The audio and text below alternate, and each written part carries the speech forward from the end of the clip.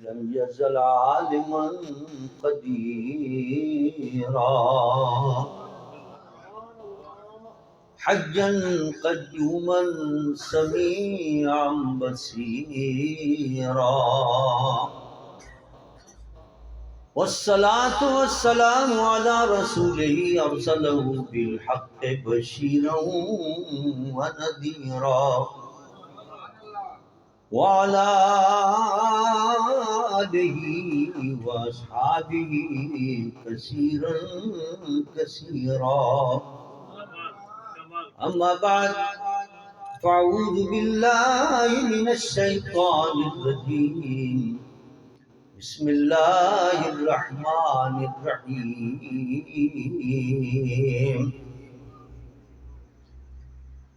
تبارك الذي نزل الفرقان على عبده ليكون للعالمين نذيرا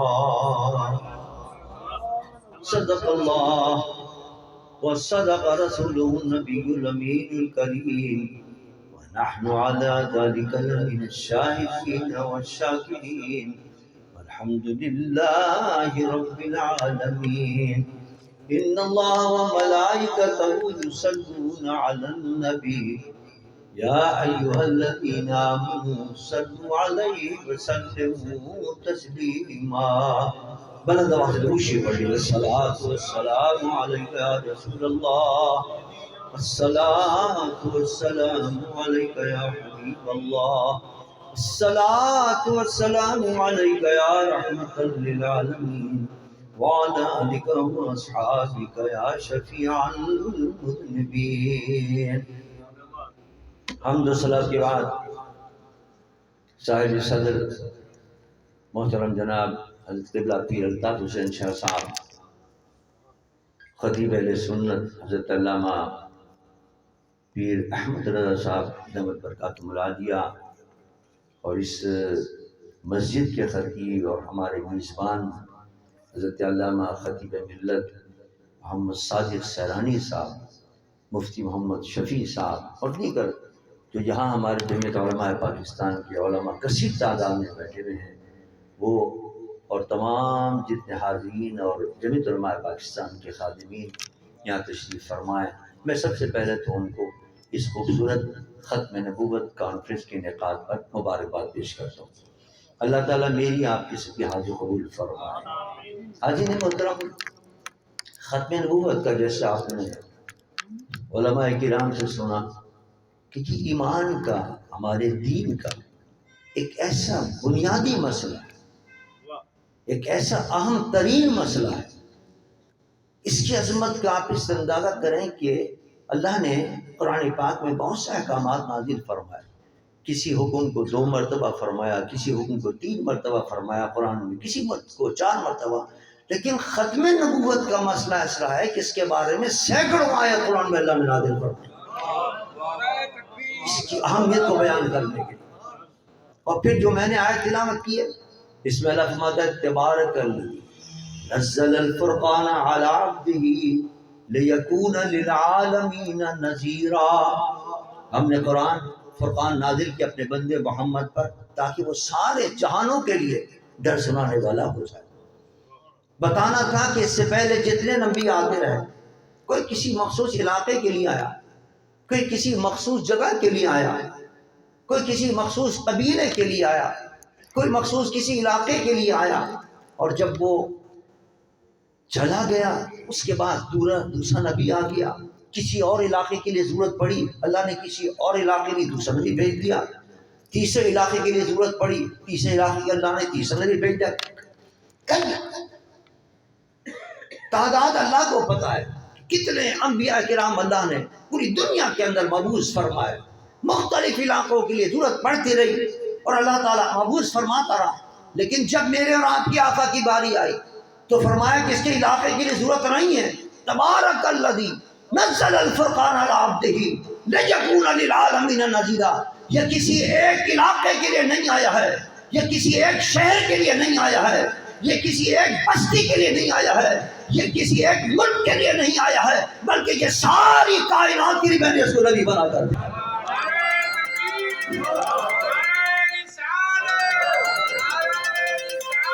نعرہ رسالت، نعرہ خلافت، نعرہ حیدری، تاجدار ختم نبوت، تاجدار ختم نبوت، تاجدار ختم نبوت، تاجدار ختم نبوت۔ اور یہ تو وہ نبی ہے کہ ساری دنیا کے صرف انسانوں کے لیے نہیں، جنات کے لیے بھی نبی بن کر آیا ہے، درندوں چرندوں پرندوں کے بھی نبی بن کر آیا ہے، شجر و حجر کا بھی نبی بن کر آیا ہے، جنت کے حور و غلماں کا بھی نبی بن کر آیا ہے، آسمان کے فرشتوں کا بھی نبی بن کر آیا ہے، کائنات کے ذرے ذرے کے نبی بن کر آیا ہے، اور ساری کائنات کے لیے میں نے اس کو ہدایت بنا کر بھیجا۔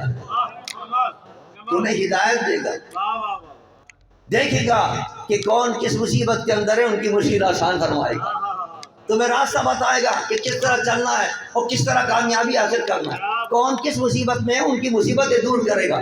یہی وجہ ہے کہ اگر جانوروں کو مشکل ہوتی تھی تو وہ بھی میرے مصطفیٰ کی بارگاہ میں آتے تھے۔ حضور تشریف لے جا رہے ہیں، ایک اونٹ آیا ہے، قریب آنے لگا، صحابہ نے روکنے کی کوشش کی کہیں حضور کو نقصان نہ پہنچا لے، حضور نے فرمایا نہیں آنے دو اس کو قریب آنے دو۔ وہ قریب آ گیا اور حضور کے کان کے قریب لے جا کر گڑبڑ کرنے لگا۔ میرے مصطفیٰ نے فرمایا اس کا مالک کہاں ہے، اس کے مالک کو تو بلاؤ۔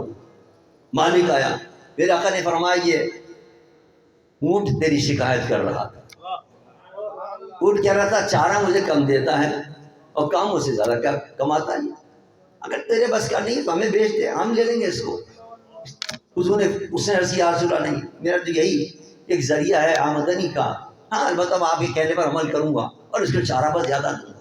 آپ اندازہ کریں وہ نبی بن کر آیا ہے، وہ رسول آیا ہے جو صرف انسان کا خیال نہیں کرتا، انسان کی فلاح و بہبود کا خیال نہیں کرتا، بلکہ جانوروں کو بھی اگر تکلیف ہو تو در مصطفیٰ پر اس کا بھی حل ہوتا ہے۔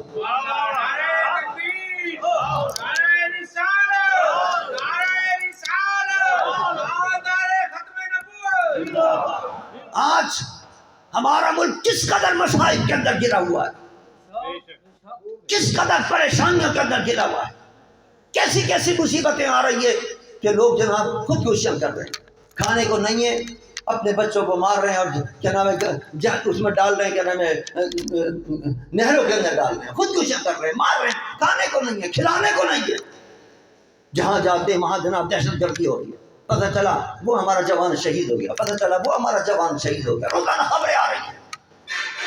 میرے مصطفیٰ اسی لیے آئے تھے کہ ایک پیغام لے کر آیا ہوں، ایک نظام لے کر آیا ہوں، وہ نظام نافذ کرو، تمہارے شہر میں امن ہو جائے گا، تمہارے ملک میں امن ہوتا چلا جائے گا۔ لیکن ہائے افسوس ہم وہ نظام لانے کے لیے تیار نہیں ہیں۔ وہ نظام اگر آ جائے اس ملک کے اندر، نظام مصطفیٰ صلی اللہ علیہ وسلم، کوئی دہشت گردی نہیں ہوگی، کوئی چوری اور ڈاکے نہیں ہوں گے۔ میرے مصطفیٰ نے جب نظام مصطفیٰ نافذ کیا مدینہ منورہ کے اندر، اور خلفاء راشدین نے جب اس کو بڑھایا اور سرحدیں بڑھتی چلی گئیں، اسلامی سرحدیں، تو عالم یہ تھا بصرہ سے ایک عورت چلتی ہے، بصرے سے ایک عورت چلتی ہے، سونے کا زیور پہن کر چلتی ہے، اور جنگلوں سے ہوتی بھی، صحراؤں سے ہوتی بھی، اکیلی تنہے طرح مکے پہنچتی ہے، لیکن کوئی مائی کا لال اس کے اندر اٹھا کر نہیں دیکھ سکتا۔ یہ امن کا پیغام ہے کہ نظام مصطفیٰ سے ملتا ہے۔ اور یہاں عالم کیا ہے، صحرا تو بہت دور کی بات ہے، جنگل تو بہت دور کی بات ہے، ہم اگر سڑک کے اوپر، آپ کے پتہ نہیں کہ عالم ہے، ہمارے کراچی کے اندر تو مین سڑک کے اوپر، مین جہاں کئی ہزار گاڑیاں آگے ہیں، کئی ہزار گاڑیاں پیچھے ہیں، اشارہ آیا رکنے کا، تھوڑی دیر کے رکی گاڑیاں، آ گئے جناب پستول لے کے، پستول دکھائی گاڑیوں کے اندر سے، آرام سے جناب لوٹا ان کو، جو بیچارے گاڑیوں میں بیٹھے لوگ، اور اپنی جیبوں میں ڈالا، بڑے آرام سے، یہ نہیں کوئی بھاگے، بڑے آرام سے چہل قدمی کرتے ہوئے نکل گئے، کوئی پوچھنے والا نہیں۔ کیا ملک اس لیے بنایا تھا؟ نظام مصطفیٰ نہیں ہے، اس لیے چور اور ڈاکو لوٹ کے لے گئے، پاکستان کو تباہ بار کر دیا۔ اللہ اور عزیزان آج پھر ان کو دوبارہ ہیرو بنا کر لانے کی کوشش کی جا رہی ہے۔ لوٹتے ہیں ملک کو، اس لیے کہ نظام مصطفیٰ صلی اللہ علیہ وسلم کہیں نہ آ جائے۔ اگر نظام مصطفیٰ آ جائے گا تو پھر لوٹنا بند ہو جائے گا، یہ جناب ڈاکے بند ہو جائیں گے، یہ چوریاں بند ہو جائیں گی، یہ کرپشن بند ہو جائے گا۔ نہیں آنے دیتے مذہبی قوتوں کو۔ ملی جدتی کونسل کتنی بڑی اللہ کی نعمت ہے، ماشاءاللہ آج موجود ہیں ملی جدتی کونسل کے ساتھی تشریف فرما ہے یہاں، کچھ ساتھی آئے تھے اور وہ مل کے چلے گئے۔ کیسی اللہ کی نعمت ہے یہ صرف اس لیے کہ اتحاد پیدا کرو تاکہ ان سیکولر عناصر کا مقابلہ کرو جو پاکستان میں اسلام کا نظام نہیں آنے دیتے۔ یہ اتحاد کی برکت تھی۔ میرے قائد حضرت علامہ شاہ درانی رحمۃ اللہ علیہ نے متحدہ مجلس عمل بنائی تو سن 2002 کے اندر 70 کے قریب اسمبلی کے اندر ہمیں نشستیں حاصل۔ یہاں ایک مولوی کو نہیں پہنچنے دیتے، ایک مذہبی آدمی کو نہیں پہنچنے دیتے کہ کہیں یہ پہنچ کے اسلام کا نام لے لے، کہیں پاکستان کی بات نہ کر لے، کہیں جناب ختم نبوت کی بات نہ کر لے۔ الحمدللہ ہم پہنچے، ہم نے وہاں بات کی ختم نبوت کی۔ یہ جو قادیانی ہیں ان کے سلسلے ختم نہیں ہوئے، ان کے سلسلے مسلسل چل رہے ہیں، اس میں کوئی شک نہیں کہ میرے قائد علامہ شاہ احمد درانی رحمۃ اللہ تعالی علیہ نے سن 77 کی اسمبلی کے اندر ان کی تابوت میں آخری کیل ٹھوکی ہے، ان کو غیر مسلم مقدس قرار دلوا کر، لیکن سازشیں ان کے چل رہی۔ جب میں متحدہ مجلس عمل کے پلیٹ فارم سے اسمبلی کے اندر پہنچا تو پتہ چلا کہ پاسپورٹ کے اندر انہوں نے سازش کر کے مذہب کا خانہ ختم کر دیا ہے۔ کیوں ختم کیا؟ تاکہ اس لیے ہم آرام سے حج کے لیے چلے جائیں۔ سارے غیر مسلم مقدس قرار دیے جا چکے ہیں، حج کے لیے نہیں جا سکتے، عمرہ یہ نہیں کر سکتے، حرمین شریفین میں یہ قدم نہیں رکھ سکتے۔ انہوں نے کہا جب لکھا ہوگا پاسپورٹ کے اندر قادیانی تو وہاں سے ہٹا دیا جائے گا، بھگا دیا جائے گا۔ انہوں نے کہا یہ خانہ ہی ختم کر دو، نام تو ہمارے اسلامی جیسے ہوتے ہیں، پہنچ جائیں گے، ہم حج بھی کر کے آ جائیں گے اور جناب عمرے بھی کر کے آ جائیں۔ ہمیں پتہ چلا، الحمدللہ وہاں ہم نے آواز اٹھائی، متحدہ مجلس عمل کے جتنے لوگ تھے بھرپور روزانہ اسمبلی کے اندر احتجاج کرتے تھے، اسمبلی کے باہر احتجاج کرتے تھے۔ الحمدللہ حکومت کو مجبور کیا کہ جتنے پاسپورٹ ہیں اس کے اوپر دوبارہ مذہب کا خانہ درج کیا جائے۔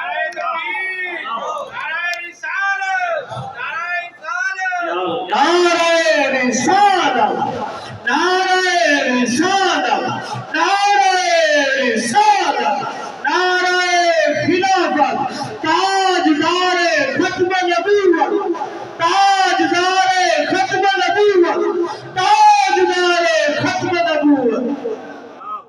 عزیزان من، یہ کام کب ہوا؟ قائد ملت اسلامیہ 70 کی اسمبلی میں پہنچے تب ان کو غیر مسلم مقدس قرار دلوایا۔ اگر ہم یہاں بیٹھ کر مسجدوں کے مصلی پر، ممبروں پر، محراب پر بیٹھ کر ان کے خلاف باتیں کرتے رہتے، اس سے پہلے بھی علماء نے کی تھی، مشائخ نے کی تھی، بڑے بڑے اولیاء کرام نے تو مباہلے کیے تھے۔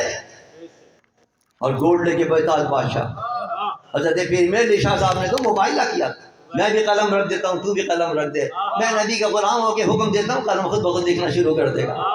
بھاگ گیا، نہیں آیا، مقابلہ کر سکا، اسلام کی حقانیت ظاہر ہو گئی۔ لیکن ان کی تابوت میں آخری کیل کب ٹھوکی؟ جب میرا قائد پہنچا ہے اسمبلی کے اندر۔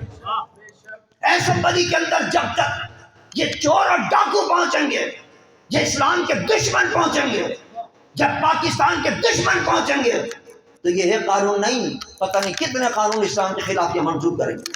اس سے چند سال پہلوں کی بات ہے، پاکستان کی اسمبلی کے اندر آپ بتائیے ٹرانسجینڈر جیسا قانون منظور ہوا، بدترین قانون، وہ لعنت کے جس کی وجہ سے قوم لوط پر اللہ نے عذاب نازل کیا تھا، اس کو پاکستان کے اندر قانونی شکل دیے، معاذ اللہ ثم معاذ۔ اور اس سے بھی زیادہ خطرناک اسلامی کے خلاف قوانین کو منظور کر رہے ہیں۔ ضرورت اس بات کی تھی کہ مسلمان متحد ہوتے، متحد ہو کر پھر پہنچے اسمبلی کے اندر، تو ان کے مائکے ڈال کی ہمت نہیں تھی اس قسم کے قوانین کو منظور کر دے۔ آج بھی ہمارا کہنا یہ ہے کہ اس وقت جو پاکستان کے اندر سازشیں ہو رہی ہیں، سب سے بڑی سازش کیا ہو رہی ہے کہ اسرائیل کو منظور کر لو، یہ بڑی سازش چل رہی ہے، اسرائیل کو منظور کر لو۔ اور یہی وجہ ہے کہ آج اتنی نرمی دکھائی جا رہی ہے ہماری حکومت بھی، اور یہ تمام دیگر جو اسلامی ممالک ہیں بڑی نرمی دکھا رہے ہیں۔ اس سے کوئی نرمی کیا ہوگی؟ محاصر ہوا ہوا ہے وہاں، پانی نہیں، پانی کے ایک بوند کو ترس رہے ہیں ہمارے فلسطینی بھائی، کھانا نہیں پہنچ رہا ہے وہاں۔ بم برسائے جا رہے ہیں، فاسفورس بم برسائے جا رہے ہیں، اور تمام کے تمام تماشائی بنے دیکھ رہے ہیں، سارے کے سارے صدام جناب تماشائی بنے دیکھ رہے ہیں۔ کیا عالم ہو گیا ہے کہ اپنے گلے کے اندر یہود و نصارہ کی غلامی کا پٹا ڈالا ہوا ہے۔ کاش کوئی حکمراں ایسا ہوتا جس کے گلے میں مصطفیٰ کی غلامی کا پٹا ہوتا۔ پاکستان کے اندر اس وقت پورے فلسطین کے مظلوموں کی نظر پاکستان پہ لگی ہوئی ہے، ان کو پتا ہے کہ پاکستان ایٹمی ملک ہے۔ تمام اسلامی ملکوں کے اندر اس کو اللہ نے طاقت عطا کی ہے کہ ایٹمی ملک ہے یہ، اور پھر سب سے بڑی جو قوت اللہ نے اس کو عطا کی ہے کہ 40 اسلامی ملکوں کی فوج کی ایک اتحاد بنا تھا۔ 40 ملکوں کی فوج، اسلامی فوج کئی لاکھ فوجوں کا ایک اتحاد بنا، اور اس اتحاد کی صدارت بھی اللہ نے پاکستان کے سابق chief of army staff Raheel Sharif کو عطا فرمائی۔ آج فلسطینی بچے پکار رہے ہیں، راحیل شریف صاحب کہاں ہیں آپ کی کہاں ہے وہ فوج، آپ کی 40 ملکوں کی فوج؟ کس لیے بنائی تھی وہ فوج؟ کیوں بنائی تھی وہ فوج؟ اسرائیل کی مدد کے لیے بنائی تھی یا مسلمانوں کی مدد کے لیے بنائی تھی؟ خاموش تماشائی بنے ہوئے، اور ظلم کی انتہا دیکھیے آپ، ظلم کی انتہا دیکھیے۔ ان سے کہہ رہے ہیں کہ تم نکل آؤ یہاں سے، فلسطین سے نکل جاؤ، فلسطین سے نکل آؤ۔ وہ بیچارے نکل کے جب جا رہے ہیں تو وہاں سرحد کے اوپر مصر پڑتا ہے، مصر نے اپنے دروازے بند کر دیے کہ لگے نہیں ہم تو نہیں آنے دیں گے، تم یہی مرتے رہو۔ برس ہے ان کے اوپر۔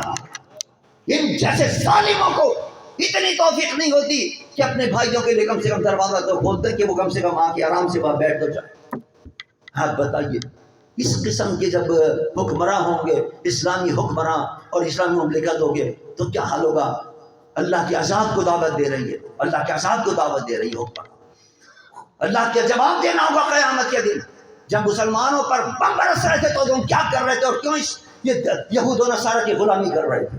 عزیزان من، اس وقت ضرورت اس بات کی ہے کہ پاکستان کو قیادت کرنی ہے، اور پاکستان کے اندر یہ سارے قوانین کہاں پاس ہوں گے؟ اسمبلی کے اندر پاس ہوں گے۔ مین یہ ہے مسئلہ، اسمبلی کے اندر بھیجو۔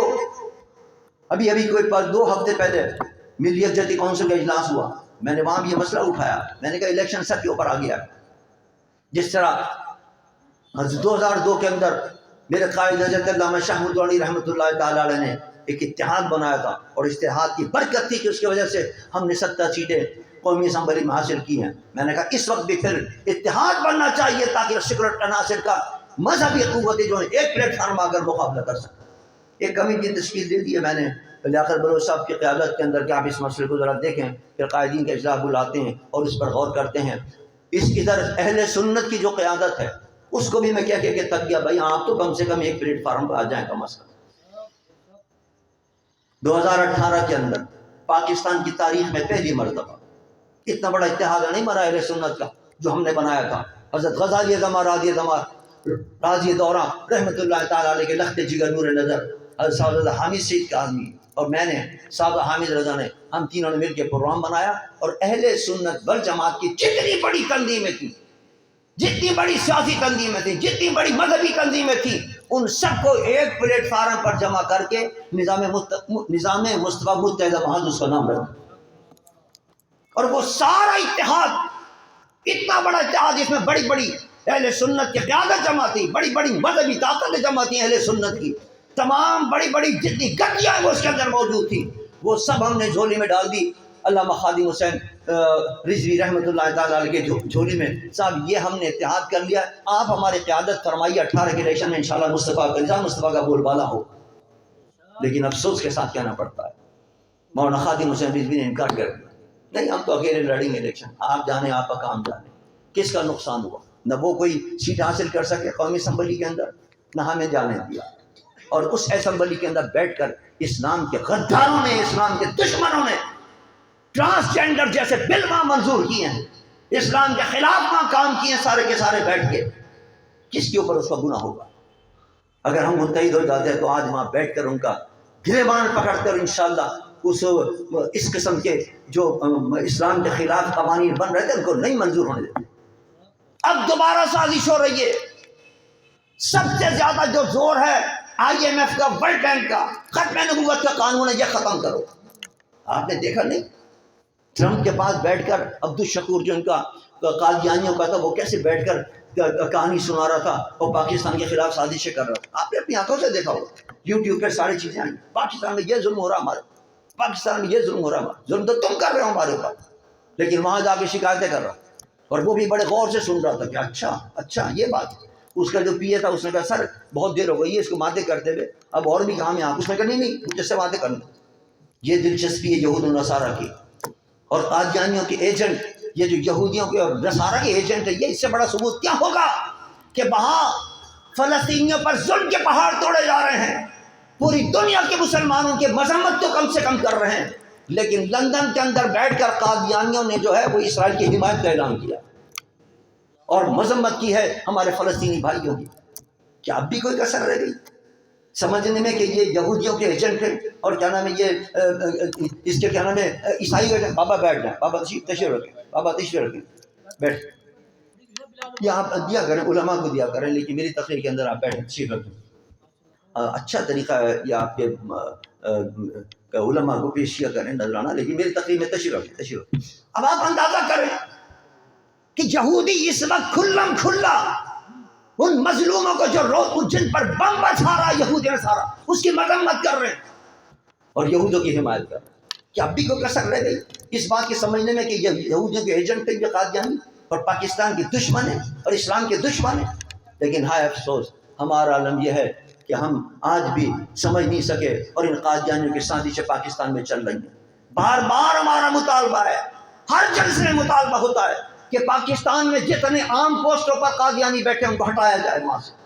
پاکستان میں جتنی گڑبڑ ہو رہی ہے، جتنے مسائل پیدا ہو رہے ہیں، جتنی تباہیاں آ رہی ہیں، اس میں ان کا حصہ ہے اور وہ پالیسی مرتب کر وہ پاکستان کو تباہ برباد کرنا چاہتے ہیں. اور اس کے لیے کسی دلیل کی ضرورت نہیں ہے. میرا قائد حضرت علامہ شاہ محمد درانی رحمۃ اللہ علیہ جب مشرقی پاکستان ہمارا تھا، ہمارا حصہ تھا، اور جب گئے میرے قائد اس وقت 70 کے اندر اور مجیب سے جا کر ملے کہ کیا ضرورت ہے، کیوں توڑ رہے تم پاکستان؟ اس نے کہا میں تو نہیں توڑ رہا. پھر کون توڑ رہا ہے؟ کہنے لگا آپ کے مغربی پاکستان کا ایک وزیر قادیانی، اس نے ایسی پالیسیاں مرتب کی ہیں اور اس قدر ظلم کیے ہیں ہمارے یہاں مشرقی پاکستان پر کہ لوگوں کو نفرت ہو گئی آپ سے. اس کی پالیسیوں کی وجہ سے نفرت ہوگی، اقتصادی اور معاشرے کی اس نے ہمارے کو تنگ کر دیا. اس کے پالیسیوں سے بیڑا غرق ہوا. یہ بیٹھ کر اہم عہدوں پر ستیاناش کرتے ہیں، ملک کا ستیاناش کر رہے ہیں، لیکن نہیں اہم عہدوں پر ان کو بٹھایا ہوا. آج حضرت فرما رہے تھے، حضرت صاحبزادہ مظہر سعید شاہ صاحب کاظمی دامت برکاتہ العالیہ کہ یہاں ایک قادیانیوں نے ایک بنائی تھی مینار بنا لیے ان کو مظفر گڑھ کے اندر جناب قادیانیوں کے خلاف قادیانیوں نے ایک شرارت کی ہے، حرکت کی ہے، اس کے خلاف باقاعدہ ایک قرارداد پاس ہوئی، اس کے خلاف باقاعدہ کیا نام ہے قانونی راستہ اختیار کیا. لوگ کہتے ہیں نا قانونی راستہ اختیار نہیں ہوتا. قانونی راستہ اختیار کیا، رپورٹ درج کرائی، عدالت میں گیا، عدالت کا فیصلہ آ گیا اس کو گرفتار کرو اور اس کے خلاف کارروائی کرو. جب زیادہ اہل سنت نے تمام مسالک کے لوگوں نے دباؤ ڈالا تو ڈی سی صاحب نے کہا فکر نہ کریں میں کرتا ہوں اس کے خلاف کارروائی. وہ بھی کوئی ایمان والا تھا، وہ بھی کوئی حضور کا عشق رکھنے والا تھا، حضور سے محبت رکھنے والا تھا. جب اوپر والوں کو پتہ چلا کہ یہ جناب قادیان کے خلاف کارروائی کر رہا ہے، دوسرے دن اس ڈی سی کا ہی تبادلہ کر دیا. آپ اندازہ کریں اوپر جو لوگ بیٹھے ہوئے ہیں بہت ساری گڑبڑ کر رہے ہیں، بہت سب پاکستان کے اندر سازشیں کر رہے ہیں اسلام کے خلاف اور دین کے خلاف اور پاکستان کے خلاف. لہٰذا ہمارا سب سے پہلا مطالبہ یہ ہے اس ختم نبوت کانفرنس کے اندر کہ ان کو کیا نام ہے اہم عہدوں سے برطرف کیا جائے. اور جو پالیسیاں بن رہی ہیں غلط پالیسیاں ہیں، سب سے پہلے اعلان کرنا چاہیے پاکستان کو. سب مذمت کر رہے ہیں، مذمت، ارے مذمت سے کیا فائدہ؟ وہاں ہمارے مسلمان روزانہ مر رہے ہیں، شہید ہو رہے ہیں، بم برس رہے ہیں، چھوٹے چھوٹے بچوں کو شہید کیا جا رہا ہے، پانی نہیں پہنچا 10 روز سے کربلا بنایا ہوا ہے اور آپ کہہ رہے ہیں ہم مذمت کر رہے ہیں. اعلان کرنا چاہیے. جمعیت علماء پاکستان نے اعلان کیا ہے کہ ہمارے مجاہد بھی اور ملی یکجہتی کونسل کے مجاہد بھی ہزاروں کی تعداد میں وہاں جانے کے لیے تیار ہیں، اپنے فلسطینی بھائیوں کے ساتھ مل کر جنگ کریں گے انشاءاللہ، وہاں جہاد کریں گے.